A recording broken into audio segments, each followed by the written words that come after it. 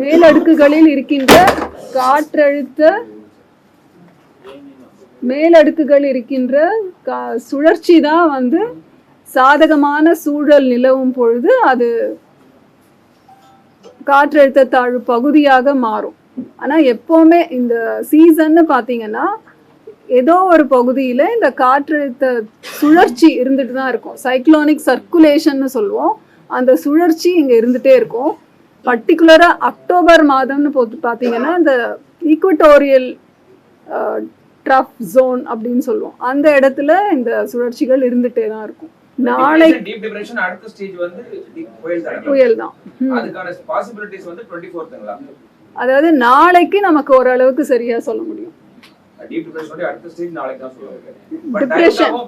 Depression ஆன உடனே நம்மளால அதை சொல்ல முடியும். ஸோ இந்த மாதிரி ஸ்ட்ரீமர்ஸ், அதாவது கடல்ல இருந்து அந்த நார்த் ஈஸ்டர்ன் டிரெக்ஷன்ல இருந்து உங்களுக்கு மாய்ஸ்சர் ஃபீட் வரும்போது இந்த மாதிரி ஒரு லைன் ஸ்குவால் டைப், அதாவது ஒரு வடகிழக்கிலிருந்து தென்மேற்குக்கு ஒரு கோடு மாதிரி பார்க்குறீங்க இல்லையா?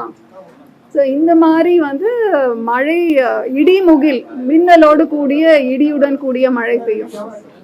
இந்த மாதிரி மேகக்கூட்ட அமைப்பில் வந்து இடைவிடாமல் உங்களுக்கு இடி மின்னலுடன் கூடிய மழை பெய்யும். இப்போ அந்த மாதிரி வந்து இப்போ கடலில் சில சமயம் அது கடலில் நிறைய மழை பொழிவை கொடுத்துட்டு லேண்டில் கொஞ்சம் குறைச்சலாக வரும். மோஸ்ட்லி வடகிழக்கு பருவமழை காலத்துலன்னு பார்த்தீங்கன்னா நம்மளுக்கு ஆராய்ச்சி கட்டுரைகள் பல இருக்குது. கடலில் தான், அதாவது கரையை ஒட்டி கடலிலே தான் மிகவும் அதிகமான மழை பொழிவு இருக்கிறது. அதில் ஒரு % தான் நமக்கு மழை வருகிறது. சென்னைக்கு ரெட் அலர்ட் நம்ம தரல, கனமழை ஆரஞ்சு அலர்ட் தான் கொடுத்துருக்கோம்.